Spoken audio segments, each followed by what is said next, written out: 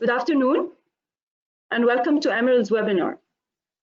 Today, our webinar's topic is about librarians facing uncertainty, redefining roles and building the skills. Thank you all for attending our webinar today, and we hope you really enjoy it. First, I'm going to share some housekeeping instructions to make sure our webinar is running smoothly and technical issue-free. So please use the orange arrow on the right to open and close your control panel. You can change the audio option to computer or phone. Please note that all the attendees' microphones are muted. However, you can ask questions to the presenters at any time during the presentation using the chat box on the right. We will have time to answer all the questions at the end of the webinar. Also, the presentation is going to be recorded and will be shared on all our social media channels, Facebook and YouTube, and we will also be sending a follow-up email that includes the recording and the presentation. We hope you enjoy our session. First, let me welcome our panelists. We are very honored today to have 4 of our very leading librarians in the MENA and the SSA regions. Please welcome Ms. Randa Shidiak. She's the Vice President of the Lebanon Library Association. She is also, Ms. Randa is also the Executive Director of the Projects and Grants Unit at the International Affairs Office at the Holy Spirit University in Lebanon. Also with us today is Ms. Huwaida Kamouri. She is the Director of the Collection Management at the Lebanese American University. Hello, Ms. Huwaida. With us on the line also is Professor Sharif Shaheen. Professor Shaheen is the Professor of Library and Information Technology and also the Dean of the Faculty of Arts at Cairo University. With us also from Sub-Saharan Africa region is Ms. Nina Shashu. She is the head librarian. She is the head librarian at the Ashisi Library in Ghana.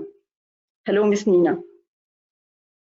And thank you all very much for joining us today to share your experience and extend your knowledge and experience to all of us. Thank you very much.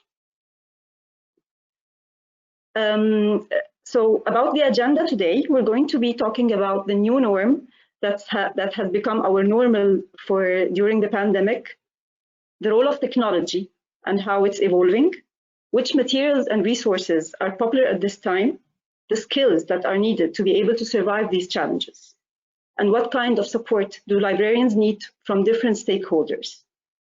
Finally, we're going to be talking about how the future looks like, and we are going to listen to the stories from the panelists that they faced during the pandemic. At the end, we're going to open for questions and answer all your questions in the Q&A. So please engage with us and send to us any questions that you might have. So for the new norm. So ever since the start of 2020, we were hit by the pandemic, and we've all had to change our ways of working. We've had to embrace change. We've had to embrace remote working. We've had to make all our communications online. As a publisher also, Emerald has had to make lots of amends to be able to support our customers and to make all the resources relevant and accessible to them during this hard time and remotely. It also brought up lots of opportunities and highlighted some gaps between what we need now and the available resources that we have. Okay, I think there's a technical problem with Dr. Sharif, so let's proceed with the rest of the slides until everything is back with Dr. Sharif, and we will continue with his slides. So, now Ms. Huwaida is going to share with us the role of technology. Okay, so let me first share my screen with you. All right. Okay, here we go. Can you see my screen? Yes, we can. Okay, great. Okay. Okay, hello everyone.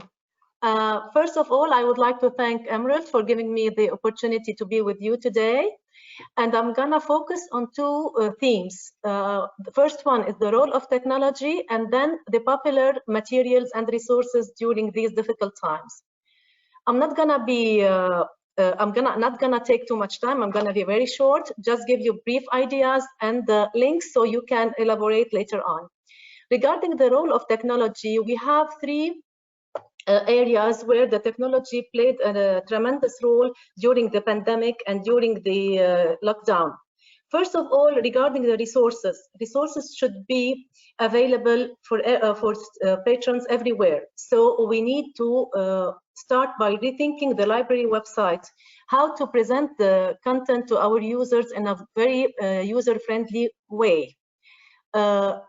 Saying that, we need to provide the resources and make sure that the off-campus access is operational and up and running.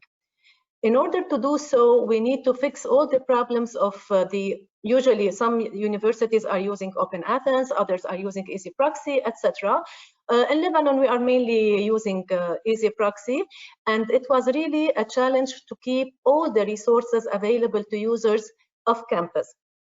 And I wanted to mention here some of the databases that were required, if you want, to be present on campus in order to create a profile.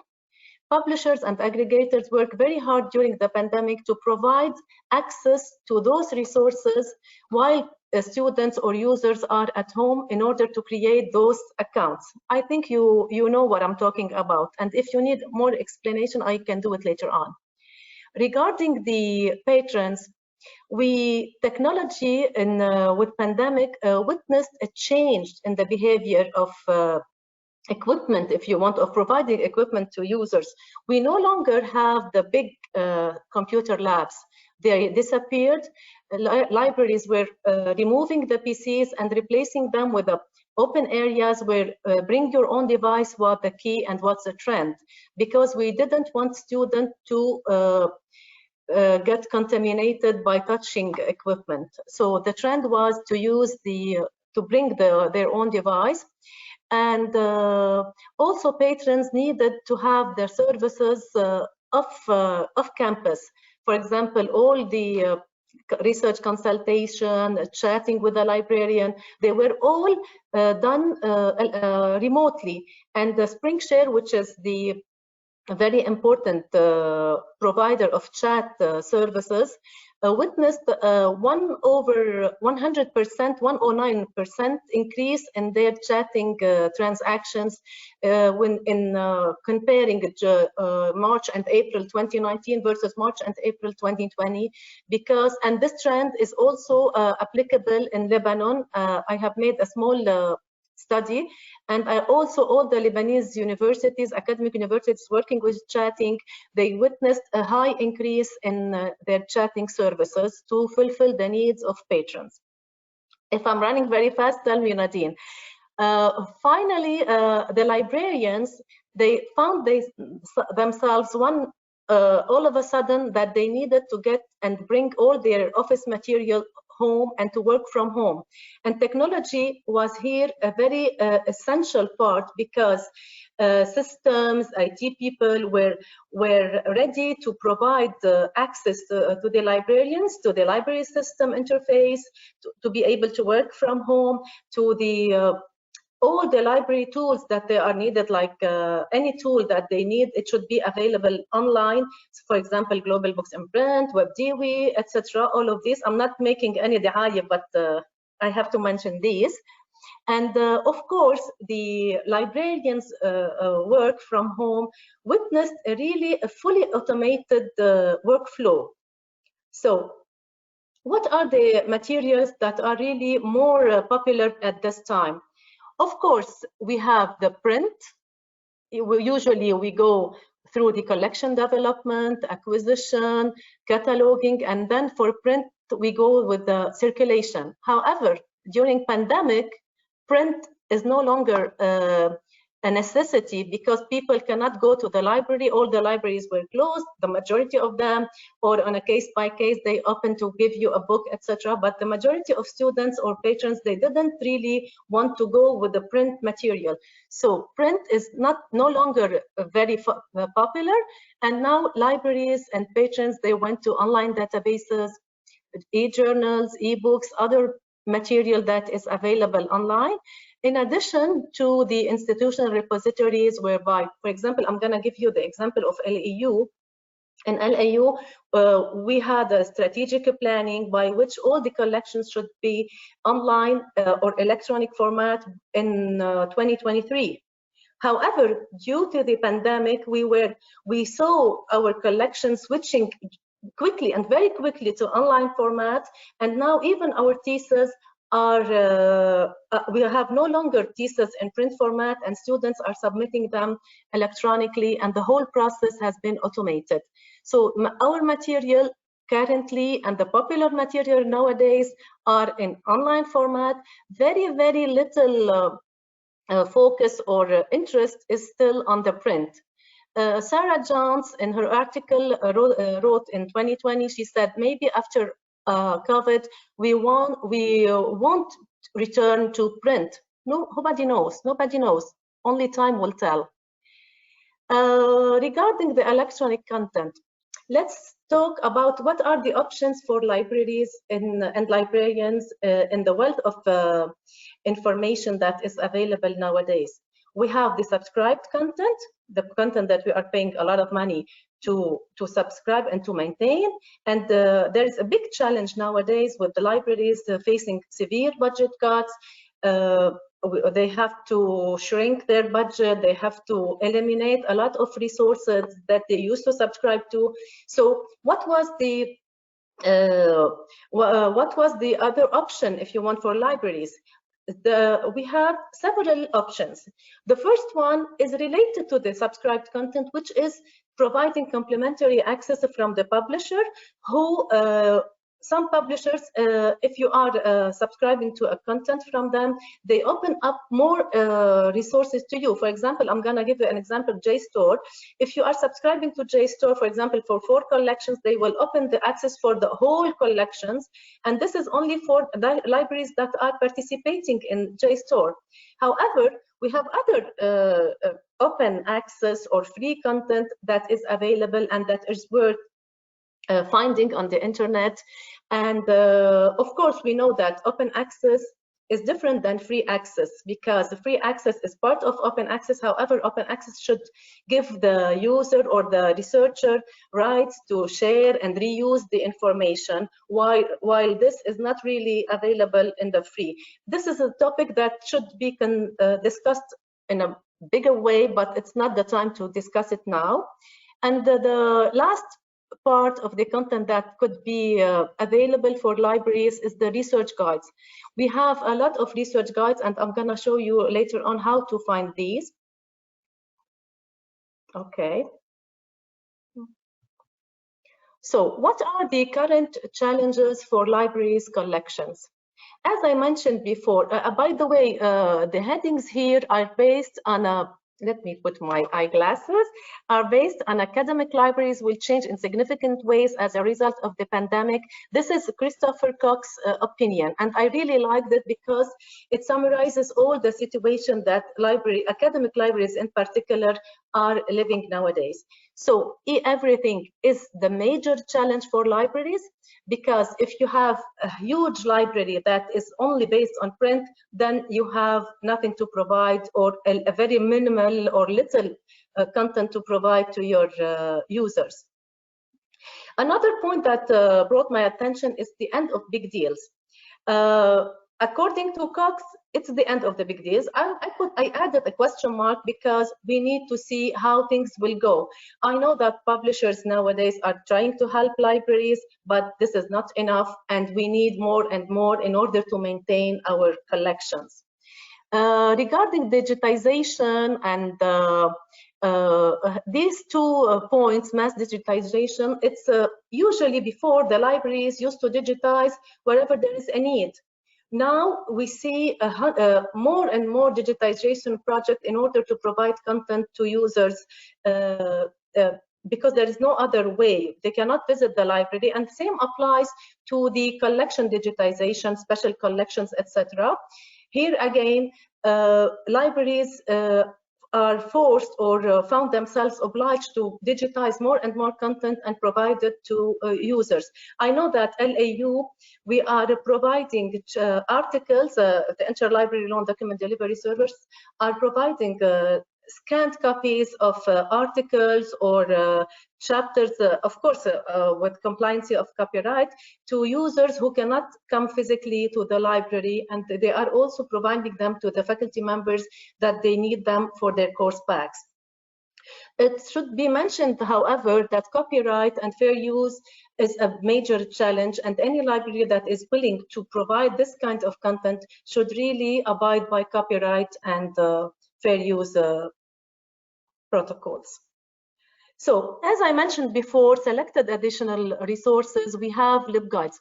The literature and the internet is full of data that is available for free or openly to libraries. I am not going to mention any research guide, but however, I wanted to show you how to go to the LibGuides community and find the guides that you are interested in. If you click on this link, community.libguides.com, it will open you, hopefully it will open soon.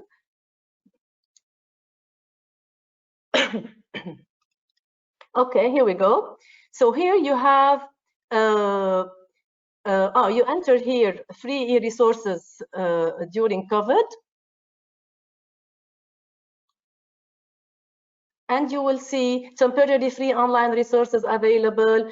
You see, if you look at the filter, you have academic institution 393. So which means that the majority of the guides are done by academic libraries. So I recommend and I suggest that you can go here and you can find a lot of information about research guides. Okay, in addition to this, we have more information that are available from American Library Association. And I want just to stretch out the importance of this site. To be honest with you, I didn't have the time to check its if it's compliant with copyright, but I like a lot the website because the way it is, it's a list of free resources during the COVID pandemic. However, you have, if you click here, you have the list of all the titles and websites and the tools and programs, and it's very rich list actually. And if you read here, we have online learning resources, online classroom support, communication and internet, academic journal access where you can find Elsevier, JSTOR, Taylor and Francis, Emerald, etc., and health and wellness. I like to show you the health and wellness site, and I'm gonna show you this. Okay, here we go. Oh, here. GLOW is offering free online classes for meditation, Pilates, and yoga. No registration is required to access these videos online. Why I select or I chose this one? Because in this time of lockdown, we really need to have some meditation and can you hear it? Anyways, if you don't hear it, I can, the link is already there and you can use it and check for more information. And finally, just a second, I'm going to stop this, okay.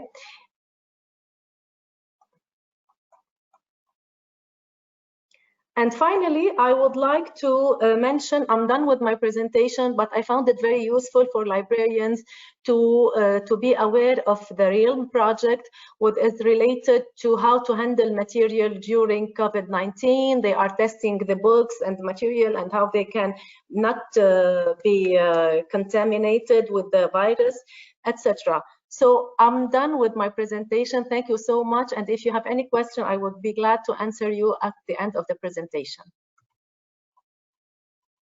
Thank you so much, Ms. Huwaida. So Ms. Randa now is going to be speaking to us about the support that librarians should receive from the different stakeholders. Ms. Randa.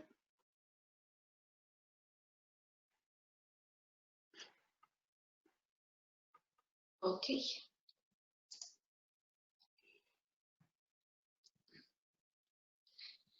Is my screen visible? Oh yes, here we go. Okay, well, hello everyone, and first of all, thank you for allowing me to share my experiences, or the basic part of the experience that I have. I hope I'll be able to clarify some points related to basic stakeholders. I'm having some problems, I believe, with my...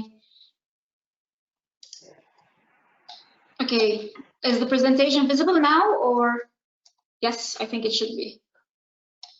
Yes, it is. Okay, so basically the first stakeholder that we all think about is our community. I'm saying here community because as part of the Library Association, I speak of libraries not just in the academic world, but in the public, as public and as school, specialized, and different aspects of even government libraries. So the community here is the first stakeholder that we really think about, whether it is students, alumni. We also have researchers, we have faculty members in universities, we have instructors in schools. It's a wide community, and even the public can be considered part of our community. We also have library administration, which is a very important stakeholder that we're talking about as librarians. I'm not talking about the different aspects of where we're going with. And then we have the institutional administration. If the library belongs to a larger institution, we have another stakeholder that we have to think about, and they are the institutional administration. We have our publishers and vendors, and I think my colleague Huwaida just pointed them out, and that helped to a certain extent during the pandemic. And then we have other libraries, because we share with each other, we interrelate with each other in our profession. So we have to think about these aspects that we're working on. We have donors, especially this comes in when it comes to public libraries. We depend a lot on donors, so we have to keep them in mind. And we have the Library Association, which is another stakeholder that it plays a certain role for us as librarians and our profession. And I hope we, as the Lebanese Library Association, we were able to play the minimal role that we could. So I'm going to start talking about each stakeholder and basically what support we as librarians should not expect them to give us, but what is it we want them to give us. First, I'll start with the community.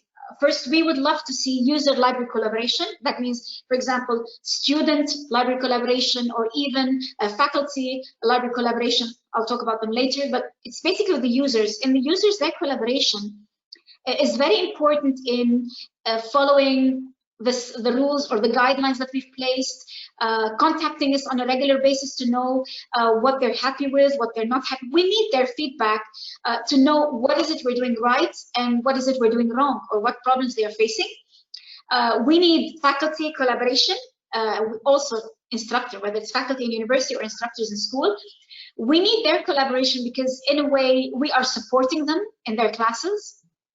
When they give a session to their students and they tell them refer to this book or this article, we need to know what is happening in the class so that we can support them in that way. And then with faculty collaboration in universities, academic libraries and institutions, we need this collaboration with faculty because in the end, we help them to a certain limit when they're working on their publications. We help them to a certain limit in the publishing of the publication sometimes. We help them in their final research and the management of the data that they're working with. This is very important. With instructors in schools, librarians are now becoming a very important part in curriculum development. So we should know what amendments they've done to the curriculum during the pandemic so that we can also gear ourselves towards their work and what it is they would like to work on. Support for open access and open data. This is something we really would love to see faculty members supporting and seeing them publishing more in open access. I know there's an issue of fee and money and all that payments, but it would love to see their support and to get their students to log on more and more onto open access sites and material and open data. The data that they've gathered through their research and it's being managed, it would nice to see them, or it would be very scientifically assistable for sustainability as we go on to see them placing them more on open data platforms. Involvement initiatives, the participation of our community in the initiatives that we launch, especially like in public libraries, when we launch an initiative related to the community itself or assistance of the community or assisting the vulnerable in the community, it would be nice to see, to get this community to interact with us and react with us and assist us in our initiatives and tell us if we are moving in the right direction or not. When it comes to the library administration, I think all librarians would agree that we would love to see provide us with the requirements to working from home. It's not easy. We're working from home. We need to have the right setup. We need to have the right laptop. We need to have the right applications and software on our laptop. We need to have the right connection. It all costs money at this time. And this is something that our administrations never thought about, this component.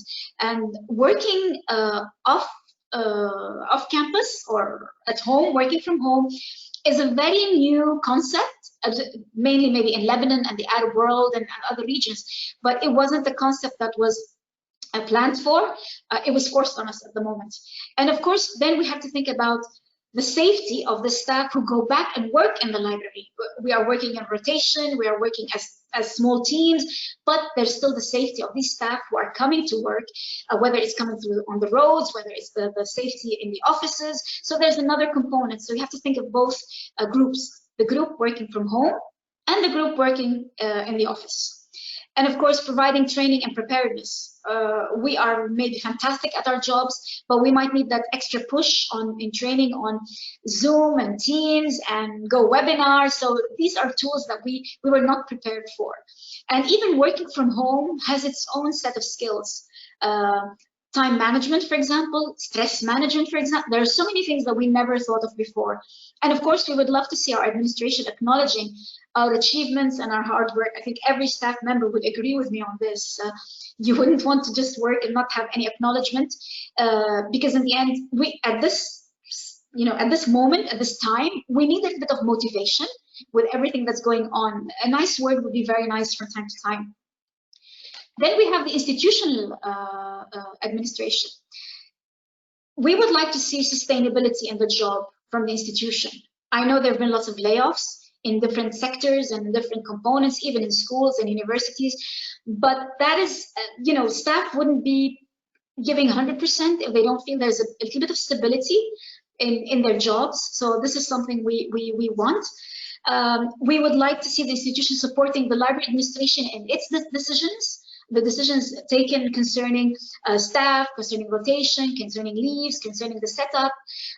It's nice to see this collaboration between an institution and its library, and they're not two independent units. The continuous workflow, communication workflow within an institution, it's good to see it regularly, for staff to continuously know what's going on in the institutional level, what plans are coming on. If we're coming out to, and we're going to go back fully to work, what's happening, what procedures, what guidelines, what health situations are happening. We just need to be communicated. The more communication we have, the more at ease we are at our work. And then, of course, adopting an open door policy.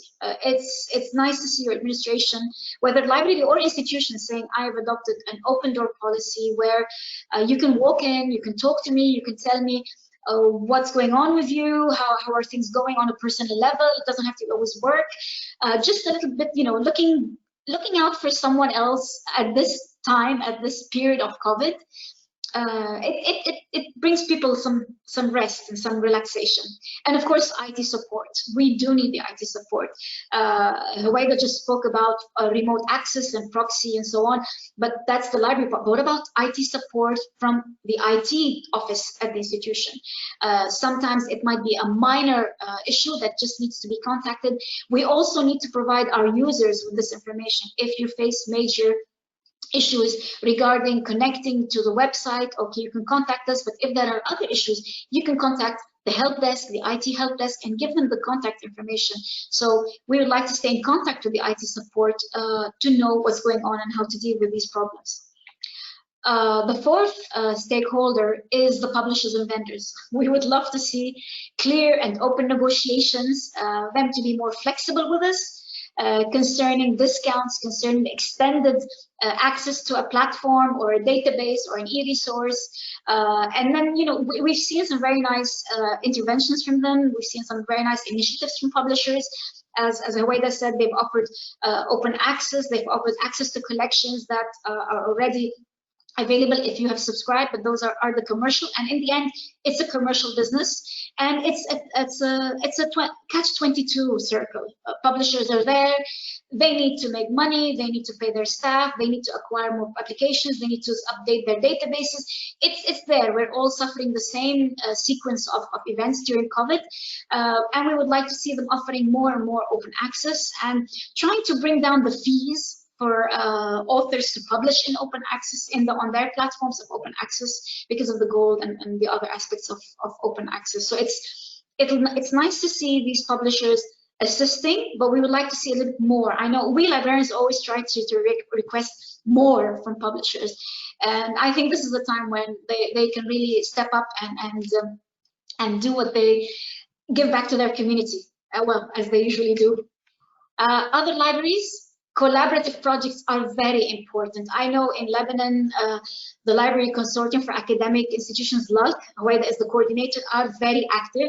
They collaborate a lot, they network a lot, they talk about their problems a lot, and I think that in this way they are supporting each other. I believe this is a very good way for us to really feel that we're not alone. Not each library is an island, but we are there as a community. And of course, extending that to services.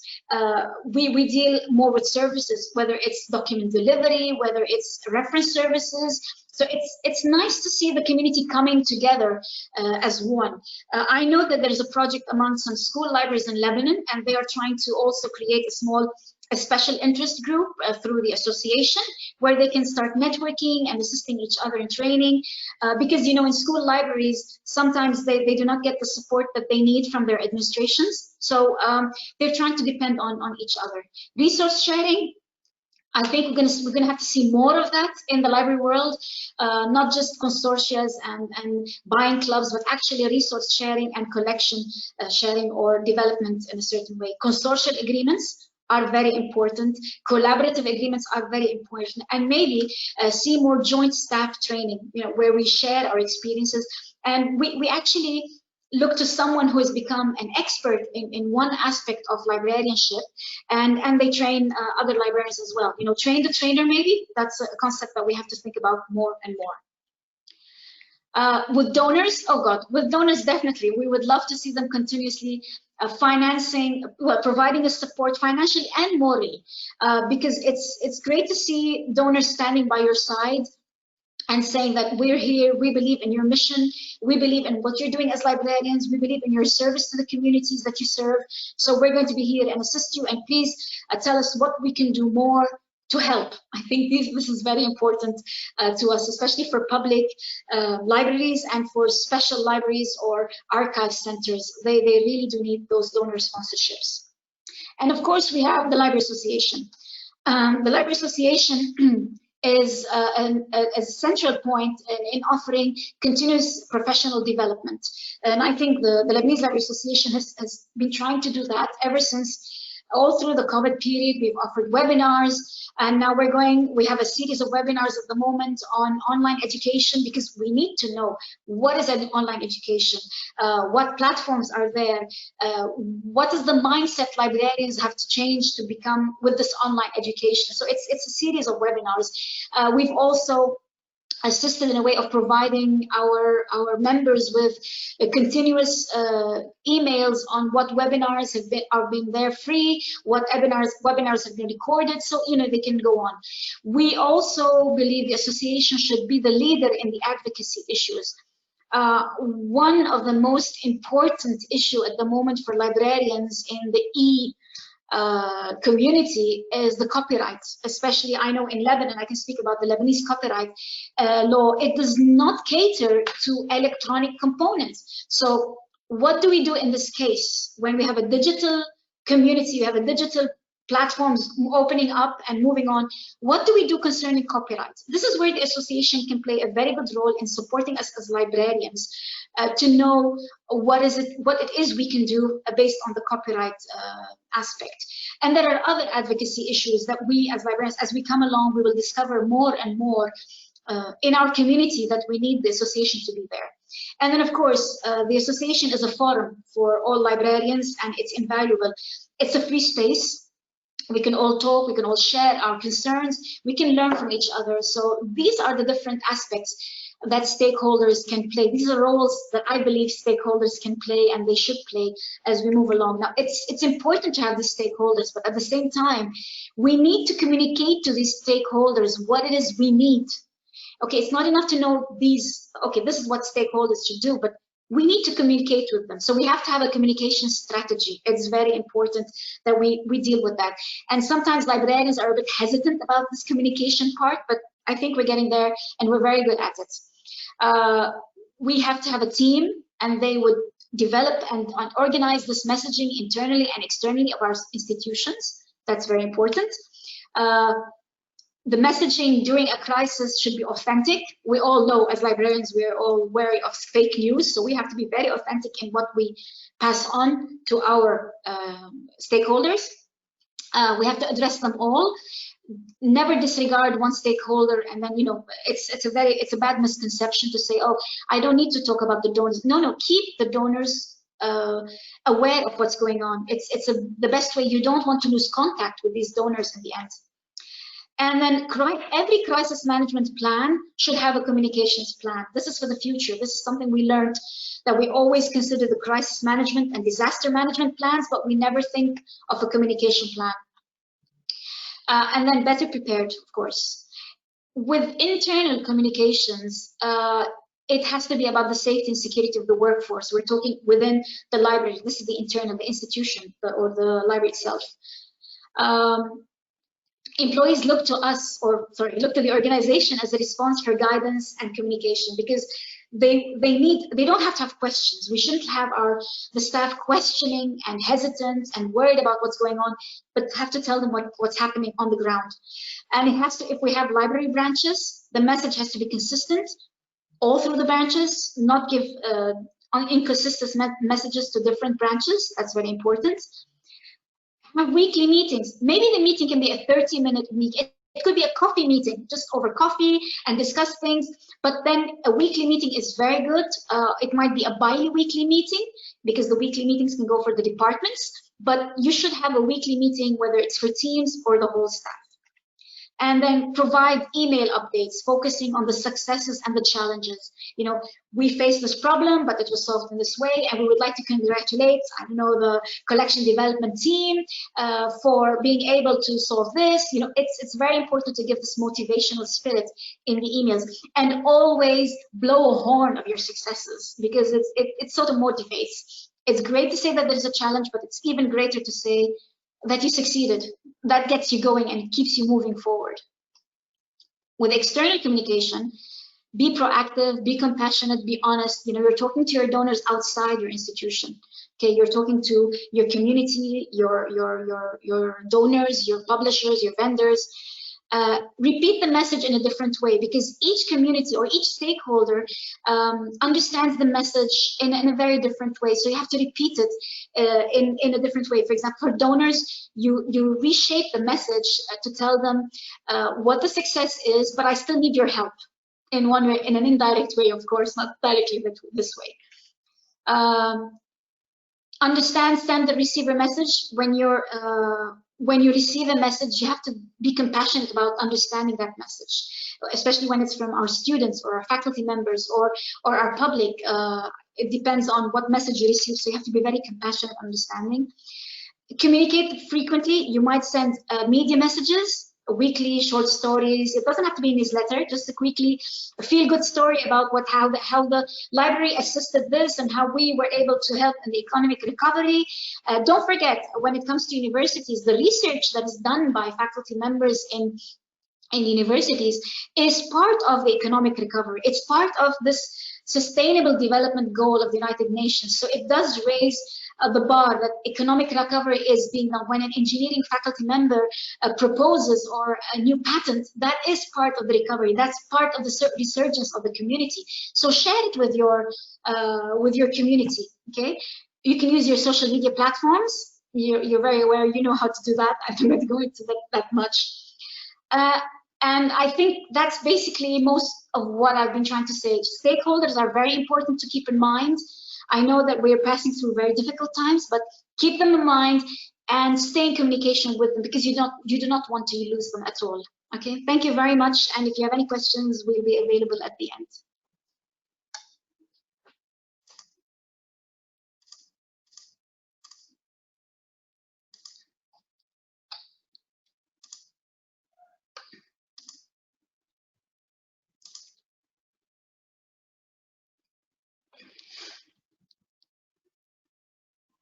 Thank you.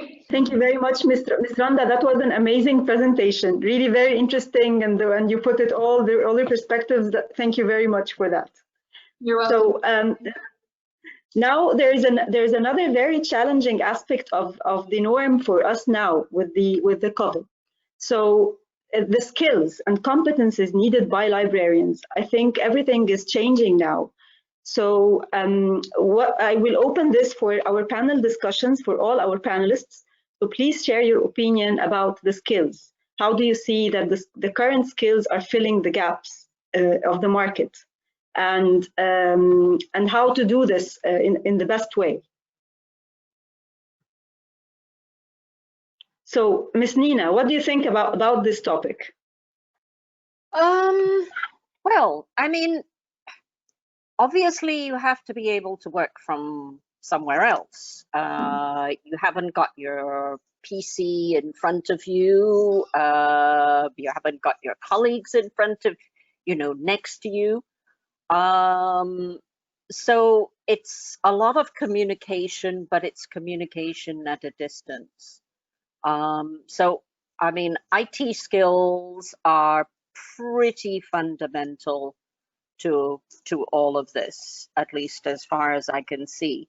I mean, we kind of think in some institutions that those are a given, but then I've noticed sometimes when students from other institutions come to where I am, that, you can't always expect that everybody knows all about Microsoft Office, they may know how to use a phone, they may know how to use WhatsApp, but how to really do certain kinds of things is not quite as straightforward as we may think.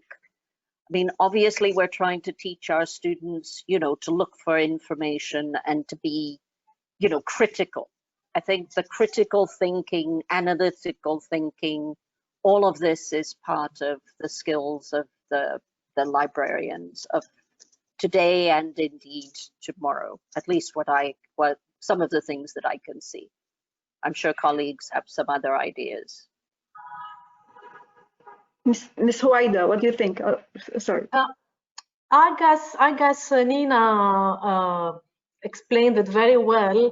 The being computer savvy is really very important thing during this working from home practice. You cannot work and function properly if you are not really computer literate a little bit. We're not talking here about programming, coding, etc., but at least manipulating data using Microsoft Office components like Excel, etc. At least being familiar with the learning management systems to help the faculty members in their course packs, etc. All of these cannot be done if there is no a skill or a minimum of computer knowledge. I know that maybe at the end, maybe we can ask my colleague, Ms. Marie-Thérèse Mitri. She is the director of the services and reference and information literacy, and they made an excellent information literacy course, and they embedded into Blackboard with the help of the IT people in the library. And really, this is something that libraries during pandemic time and librarians can do. And if they didn't have the technological background, this cannot be done. You know, so definitely working remotely is an excellent way, and but sometimes you need to do and we were talking about this. You need to have hybrid combination between physical presence and online presence. Sometimes not everything can be done online. You might need to go to the campus to do some physical work. For example, for ILL, they have to go to scan and send the article or the content to the end users. So you still have a very minimal presence on campus, but this is all the time linked to technology. So if the librarian is missing or lacking this skill, it's gonna be really a barrier for his performance during pandemic. And this is my humble opinion. Randa? What do you think? Am I right? No, I agree with you if you're right. And I think one of the major aspects of it, well, I'm not going to add because I think Nina and Huwaida covered most of it, but I just have some items to add with their personal skills. We're talking about the personal here. It's very important that librarians at this time be inquisitive and be innovative. You need to have these two skills or these two characteristics to be able to, if you're inquisitive and innovative, then I think what Nina and Huwaida spoke about, whether it's information technology skills, because I think you just mentioned Marie-Thérèse coming up with that information literacy course and putting on the platform didn't just come like this. She was inquisitive, she was innovative. I've met some school librarians who have really come up with some wonderful material to post. They've taught themselves on Canva. So they're using Canva to create brochures and pamphlets. You know, it's all this component of having that inquisitive component of saying, what can I do? What can I learn from other fields or other professions that I can incorporate into my profession as well? We're no longer in the box as librarians. Yeah, I need to add something here. We have Marie-Thérèse made an excellent job with the help of the IT, Hani Salem. He made really great input. We are not doing announcements here, but this is the reality. So joining excellent IT expertise with excellent librarian expertise made an excellent output and made an excellent information literacy course. Yeah, and it was embedded with the faculty, so we were contributing to the teaching and learning in the university as a whole, you know.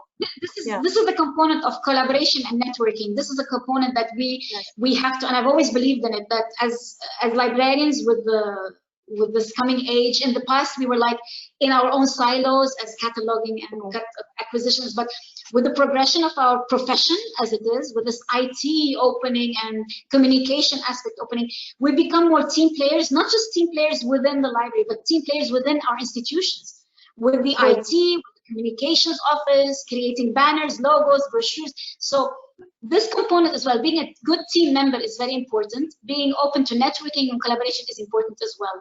I believe these are not just now, but they've developed as our profession has developed.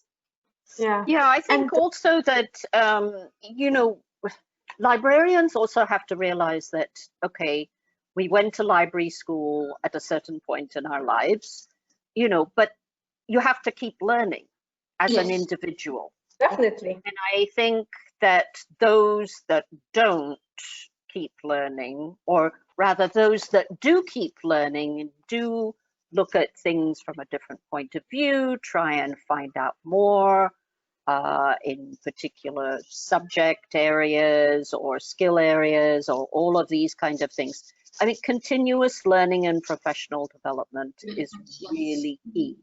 And okay, without lockdown, to be very frank, how many of us would have attended quite as many webinars and, None you of know, us. heard more about open access, you know, or research data management, or some Yeah. things that, you know, maybe you might have read about it somewhere, but you wouldn't have actually sat down and listened to somebody because maybe you couldn't go to a physical presentation, you know, because it was in another country. But now you're listening to somebody, you know, from here we are, I'm in West Africa, you're in Lebanon, you know, we're in Egypt as well, and in theory all over the continent, and we're listening to each other's experiences. And I think that that's a fringe benefit in a certain sense of lockdown. We didn't think about it, but it's a continuous learning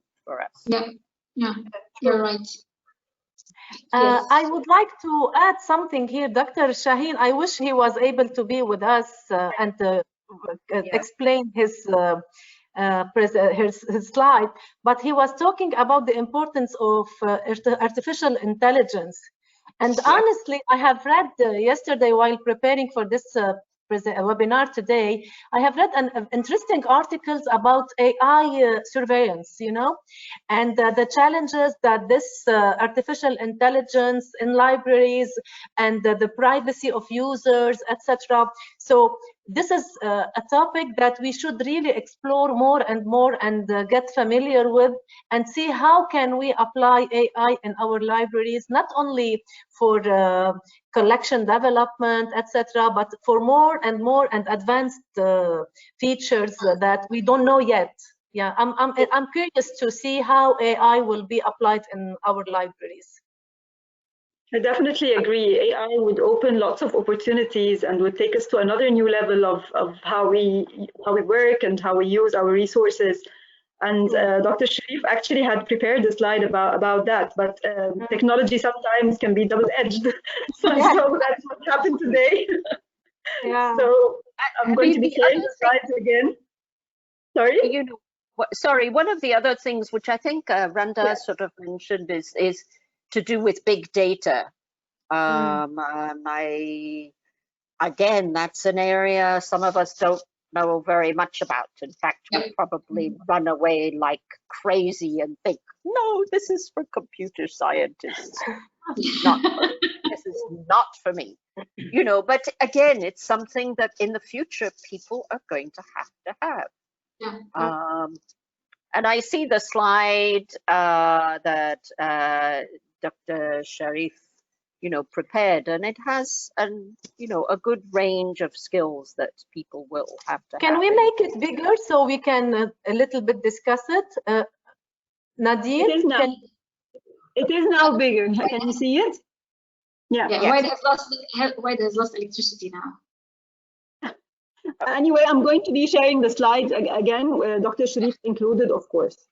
Okay. So our next topic now is how the future looks like. So how do you see the future? Oh. Are we going to continue working remotely, or are we going to go back to the way we are? I would like to raise this question to our attendees here. I have a couple of questions I can raise to them. This is just a self-reflection. They can all just reflect on what's happening right now, and do they think that we will restore to the past state, or we will evolve to something different in the future, or is it going to be hybrid? Will our libraries continue to apply what we've practiced during the COVID-19 lockdowns and the things that are going on now? You know, are we going to, you know, it's just a question of what do they think is going to happen? Are we going to have more collaboration between libraries? Are we going to move on? But to me, it's all uncharted waters, and it's all uncertainty at this point. I cannot say where we're going in the future, but it's questions we have to ask ourselves. What is the role of the library in the future, or our role as librarians? What is our job going to look like in the future? I hope it will be the hybrid of what we see now, not going back to the past and not knowing where we're going to in the future, but, you know, just being prepared for something new, I believe. Yes, Nina. Yeah, Randa, I think you're very right about the hybrid nature. I mean, I would certainly say that this has been a discussion in my institution that, you know, there's been some good things that have come out of lockdown. I mean, some not so good things, but, you know, that it does bring opportunities that we have to examine, and, you know, not just as an institution, but as librarians. And we can't just think that, oh, we'll be back to physically handing out books, you know, and maybe helping people with, oh, some electronic resources. But, Yeah. you know, it's going to be a mixture. And the more that people have those skills, I think the better it's going to be for the future. And they're people skills as well as, you know, physical skill, you know, using physical items. And I think it's very important that, because the future is so uncertain, that we as librarians always vocally express the idea that libraries are a vulnerable, a very important component of any society, whether in a university or a public library, in its neighborhood or a school library, that we will always be major components, or we play a major role in society. Not think that, because I've heard lots of comments coming from librarians, we have a very uncertain future, we might lose our job, because now they find that, you know, classes in schools, for example, are going on without the librarians, or, oh yeah, we have this electronic whatever, we don't, you know, these are questions that librarians are raising, and it sort of creates an uncertainty of their future and the profession. So it's our job to vocalize and make vocal we're indispensable. To me, we are indispensable, and but we have to make sure that our stakeholders know this, that we are a major component of the society.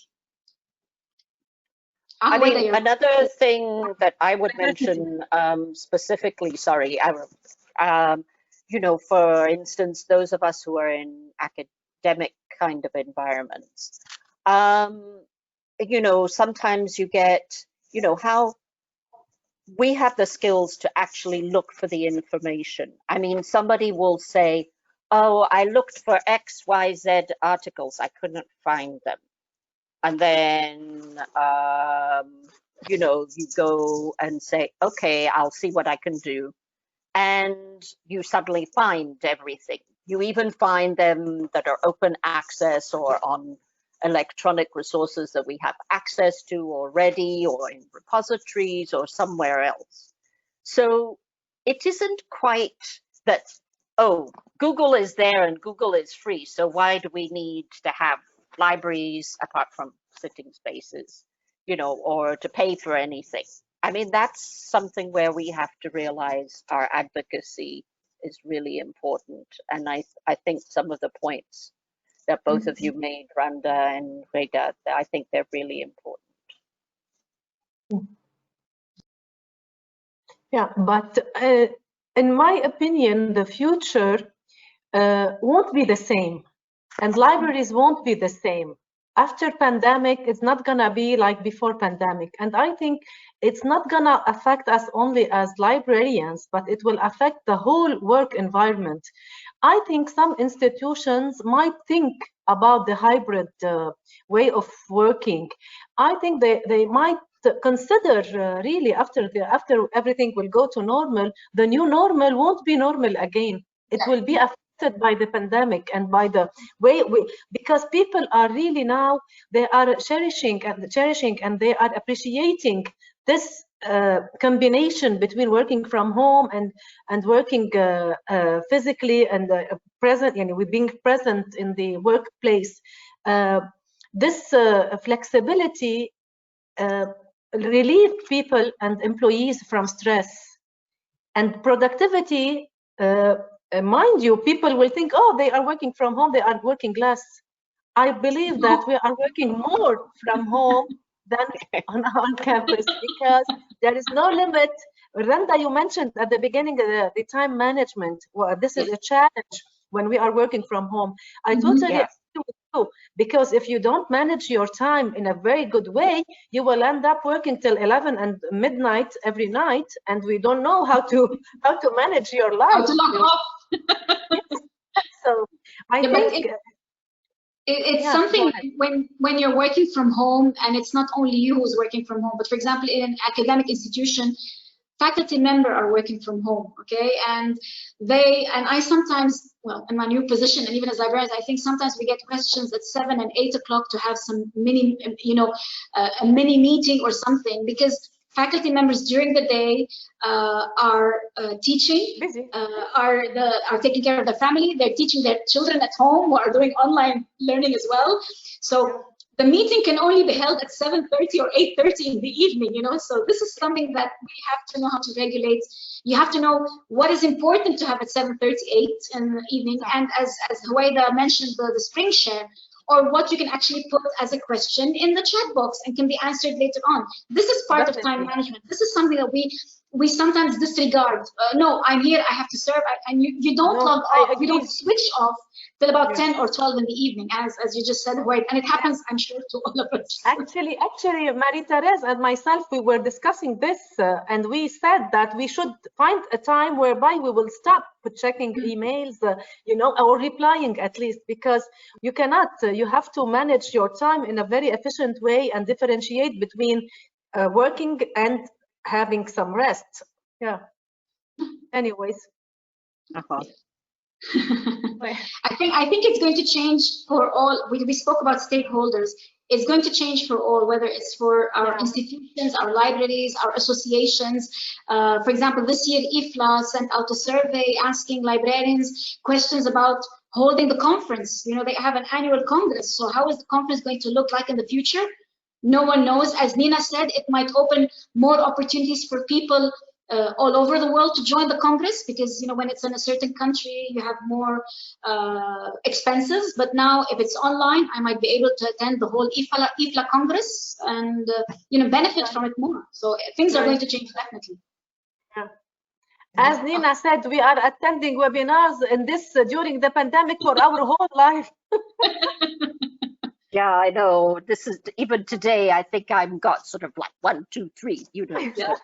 Me too. I mean, another issue which is kind of symptomatic is that librarians, I think, need to be a little bit outward-looking. Perhaps it's also to do with this silos business. That okay, some people would say a cross-cultural sort of sensitivity, but a sensitivity that not everybody knows what is involved in your work, especially in the bigger institutions. I mean, smaller ones, everybody does everything, but the bigger institutions, it's kind of an opportunity to learn what other people are doing and be sensitive to their needs, and it's a whole business about team working is working differently than face-to-face, but it builds on it. Like I miss the physical contact with, my team, but we could still manage together, by WhatsApp or, Zoom or whatever it is. Yeah, same here. We are doing the same. We are communicating via WhatsApp and via WebEx. LAU is providing us with the WebEx tool, so we're meeting regularly via WebEx as well. So who is going to tell us his story? I think Nina has some stories. Yeah, I mean, I just wanted to sort of say, I'm sorry this slide is a little bit dense, but we've been online basically since the middle of March. I mean, the Ghanaian government actually closed all educational institutions, along with many countries in the world. And we were in the middle of our second semester. And so basically we had like 2 weeks during which the faculty who were teaching, had to sort of rethink how they were going to finish the semester. And And they did that. And so we resumed our classes in the middle, that we had stopped in the middle of March. We resumed at the end of March. We completed our academic year. We did summer, as quote unquote. We've also started our current academic year. So we've basically managed to be online. And our campus has actually been closed since, March.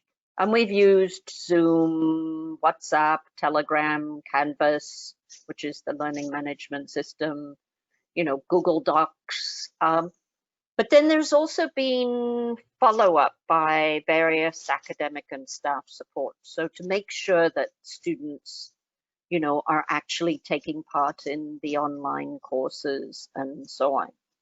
And that's kind of important. I mean, there's monitoring like every week.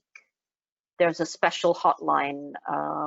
So the university has done quite a lot to make sure that students and faculty and staff are supported. And I think that's pretty good. Now, okay, we're small. Our FTE is just under 1,300. And by comparison with other institutions within Ghana and elsewhere, we were, you could say, reasonably well resourced. We had an online learning management system. But of course, it was used more as a reference point. And then during lockdown, obviously, and closure, faculty had to do a lot more on campus. We also have Office 365, which is web-based, so that's great. So at least our emails didn't all die. The university actually kindly gave access to data, in terms of money, to students, faculty, and staff to make sure that people could buy, the ability to access the internet. And that's good. Some people have had issues, and those problems have been addressed. Now, for the library, again, we were kind of lucky. Our library management system, which is Koha, which is open source, is actually managed and hosted externally. So we didn't lose that. In fact, we used our OPAC landing page, as a way of sort of promoting the various kind of resources that we had and that we have. There's also a talk facility there. Our institutional repository, again, is also managed and hosted externally. And what we did manage to do is, it was mentioned about Easy Proxy. I think Hueda mentioned it. We never got Easy Proxy to work, but this year we started with something else called Remote X. So literally the week we closed, we got this system to work. And I think that was a big accomplishment. So students have got access to electronic resources, but not just the students, the faculty as well, staff, and so on. I mean, we did this with the support of IT, but actually it's web-based, so it worked quite well. We also have one small, website called Baobab eBooks that helps provide some ebooks, but not as many as we would like. And basically, there are 3 of us. I mean, we answer the emails. We try to make sure that our systems are working. We liaise with faculty and staff and students, who say, oh, I can't log into this. And you then have to sort of go through everything and try to make sure that they're okay and so on. For us, what are the learning things? Okay, I mentioned the business about CPD opportunities. Our weakest area is ebooks. That's a really big issue. I mean, already we've had something with Emerald. Okay, I mean, we've used their electronic journals for many years, you know, and now we're looking to see whether we can get more ebooks. We're also looking at other providers because that's a big challenge for us. I mean, internet is an issue, which has kind of prevented us from doing a little more than that maybe we could have. So that's kind of where we are. We're all at home at the moment, and now we're looking about, do we go back in January? Do we just have students, or do we have full operation? We're likely to be hybrid. So that's where the story of Ashesi. Yes, so far. Thank you. Thank you, Ms. Nina. Thank you so much. Now, Ms. Randa also is going to tell us the story that she went through during the pandemic. Just a second. Okay. Thank you. Okay.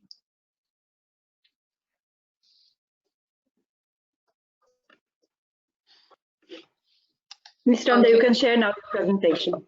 Yeah, 1 minute. Here we go. Okay, and show my screen. Here we go. Okay, well, the stories are basically general because librarians during the pandemic really became creative, and I'm going to share a video with you soon regarding this creativity. Is my screen, okay, yeah. And then we have other aspects. Websites were revamped, just like Huwaida mentioned. Putting notifications about what's going on, providing credible information on COVID because of all this fake news and everything was coming out.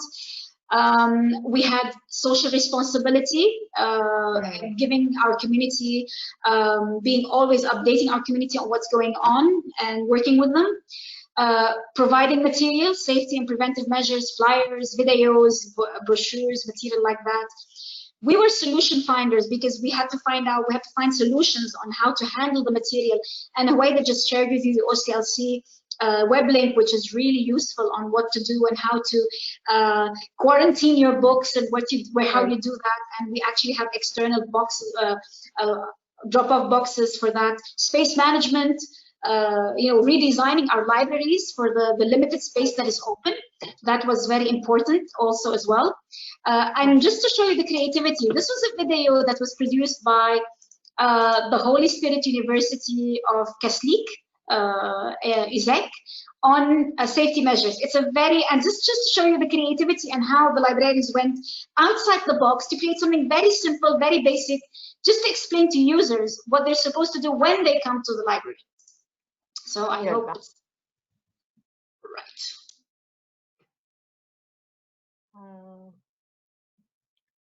Yeah, Okay. we can see it.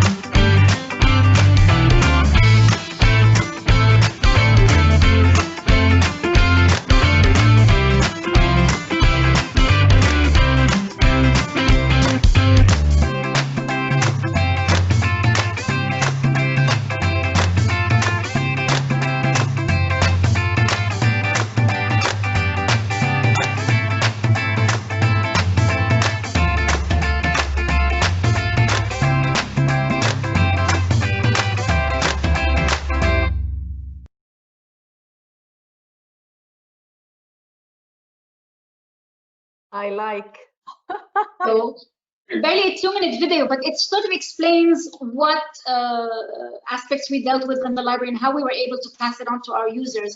And I think you noticed on the ground there was a round box saying this is where you should stand and this is what you should do. So these are, and this was a very short video, and I feel it was very expressive to me. I felt, and I really congratulated the young ladies and the whole team of the library for coming up with such.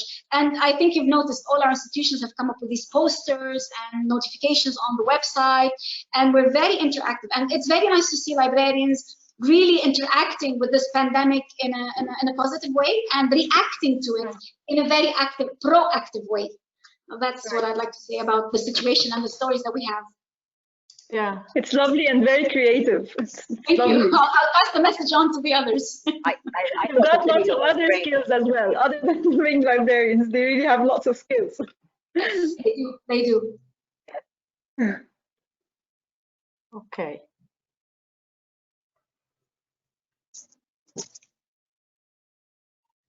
Should I pass the?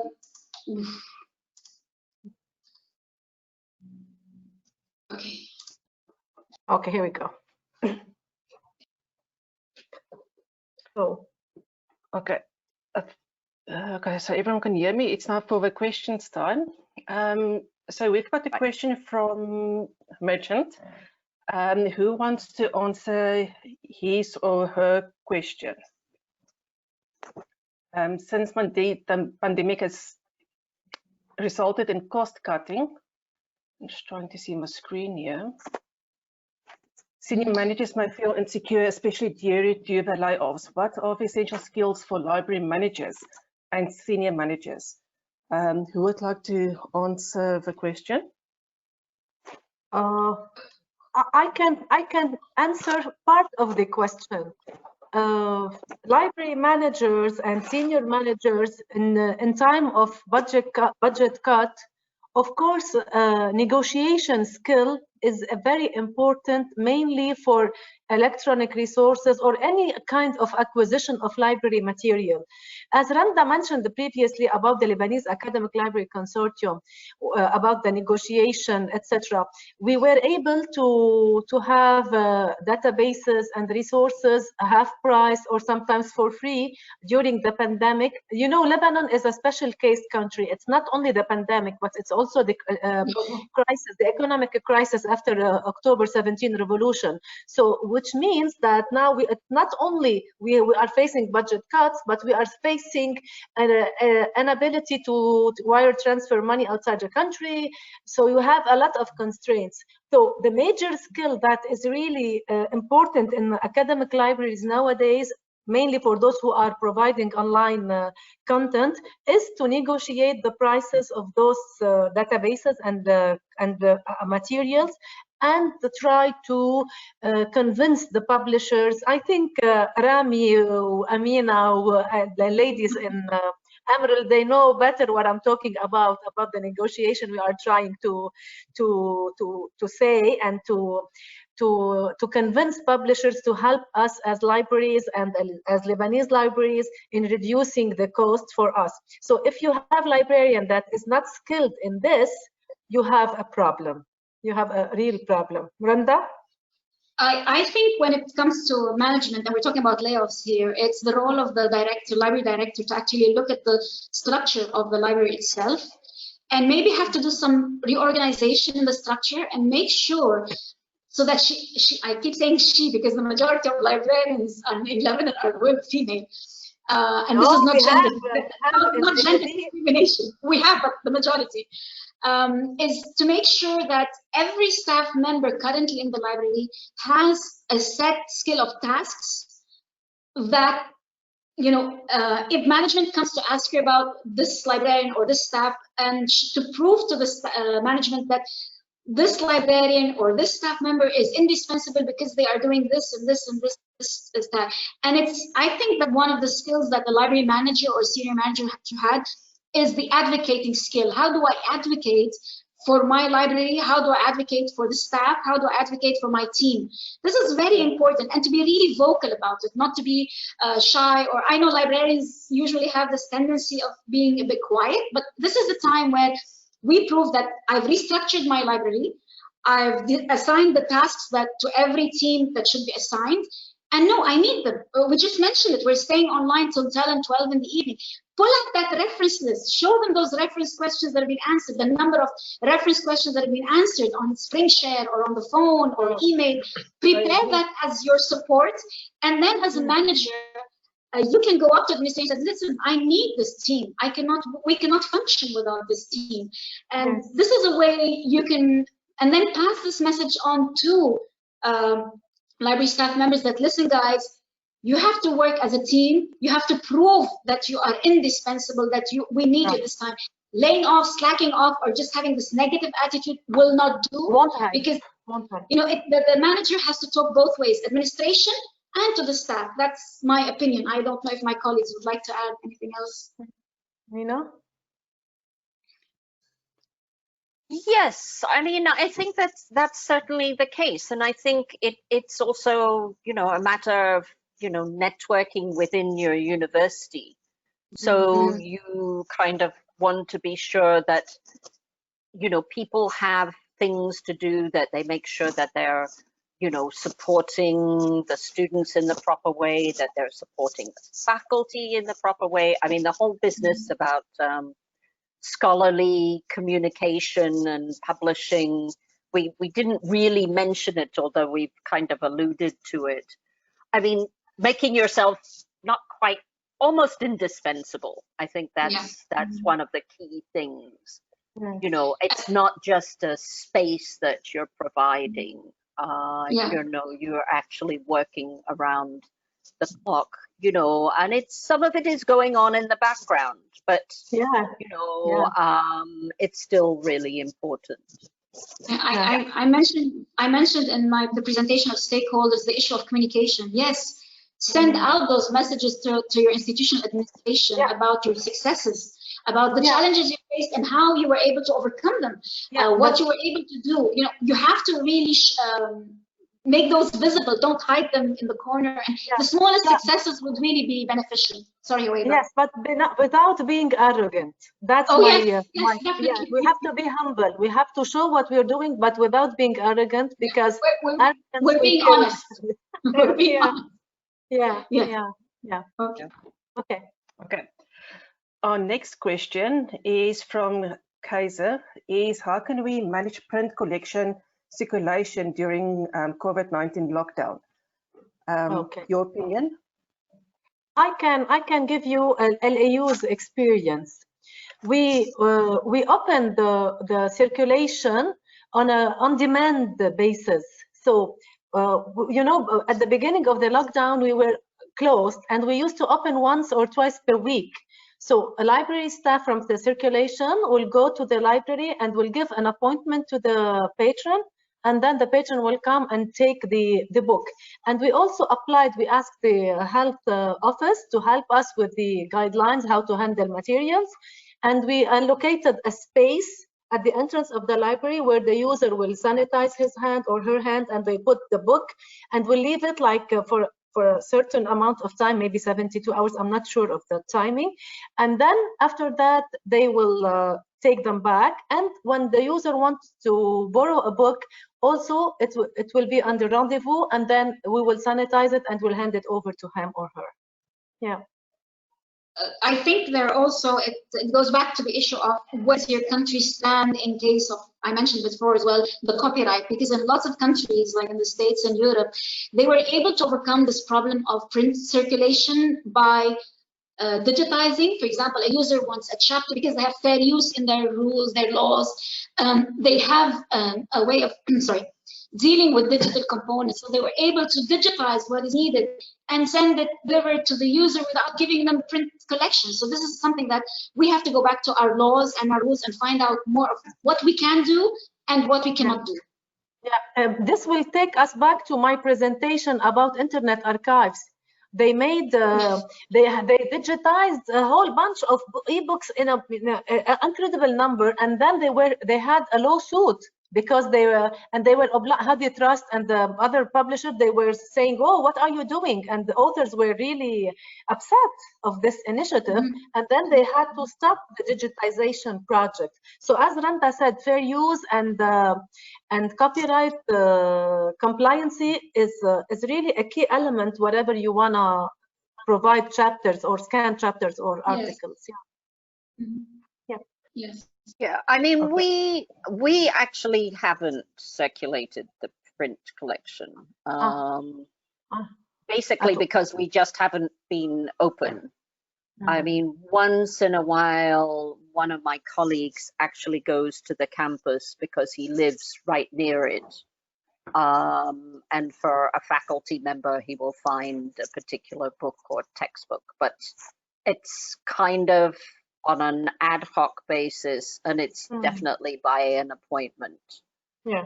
Next semester, we're going to have to think about that, because even if we have students on campus, but teaching is online, there will be physical bodies who have to be attended to.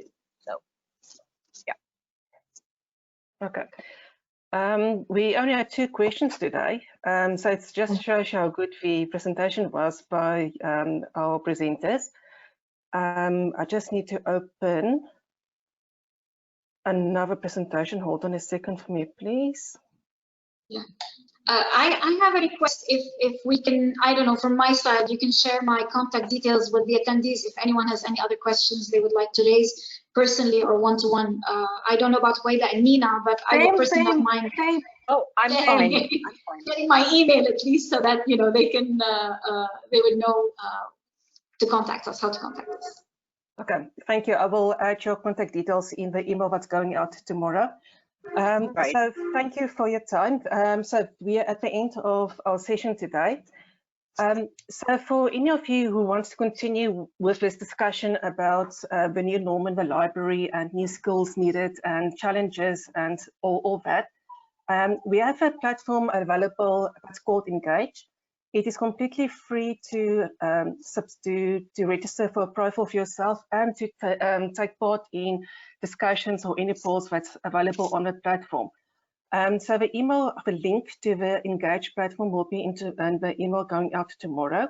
And also there will be a chat room that's specially created for this webinar, if you want to continue on this topic for this webinar.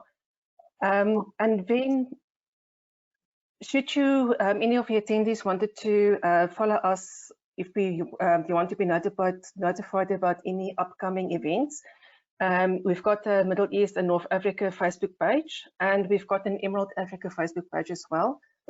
And then to end up with is, from Emerald's side, we have made a number of research content freely available during this time of the pandemic for anyone to read up or to use. So there's a link to go to these articles. So it's articles and chapters from the ebooks made freely available.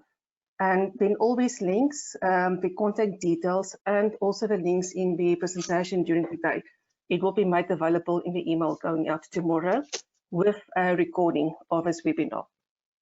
Can I just point out that at the moment on this, the Emerald Engage, there is a nice topic on gender diversity occurring.